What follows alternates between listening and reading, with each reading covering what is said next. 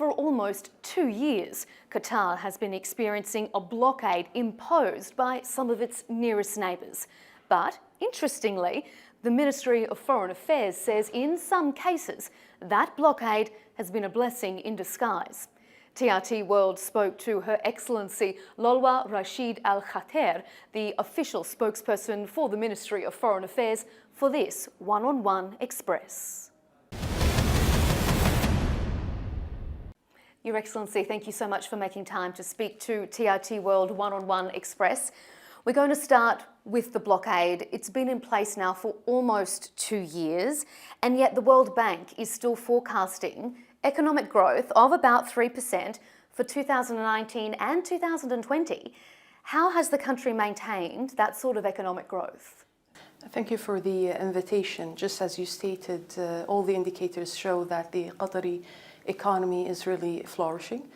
What many people don't realize is that Qatar went through a reform in its policies and public institutions from the year almost 2000.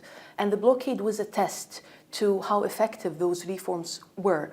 And indeed, I think we have passed the test. Economy aside, a survey was released in February which found that people are now more comfortable to talk about politics and to engage in free speech since the blockade. Do you think that the blockade has sparked some unintended social change as well? This is very accurate, I would say. We keep saying in Qatar that this blockade has been a blessing in disguise. Now, in terms of the blockade itself and the dynamics that further fostered this freedom of expression, I would say that two elements came into play. One of them is probably subconscious, because let's remember that the essence of this blockade, at least from our perspective, has been about multiplicity of opinions. If we all recall, one of the demands, the main demands of the blockading countries has been to shut down Al Jazeera and other media outlets. So I guess for us as Qataris, whether we're decision makers or just normal people, we felt that this multiplicity of opinion, commitment to freedom of expression is becoming part of our national identity and national sovereignty. And this was a reaction. Let's move on now to the World Cup. The United Arab Emirates has recently come out and said that it is willing to step up and help Qatar host the 2022 World Cup if it can't do it on its own. Is this show of good faith just a veiled attempt to undermine Qatar's event? It's very difficult to judge their intentions, especially under the current circumstances. However, I would like to remind everyone that Qatar's bid from the very beginning was about a World Cup for our region, the Middle East, the Arab region, a region that has been always disadvantaged. And this is still, by the way, our commitment.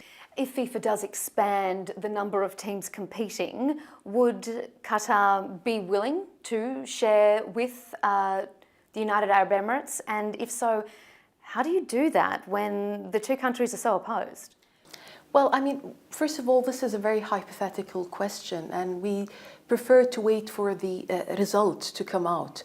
But as you rightly have put it, I mean, currently we don't have any diplomatic ties. So under these circumstances, it's very difficult just to imagine a World Cup between the two countries. Staying on the World Cup, in February, Amnesty International released its latest report saying that time is running out for Qatar to deliver on its promised labour reforms.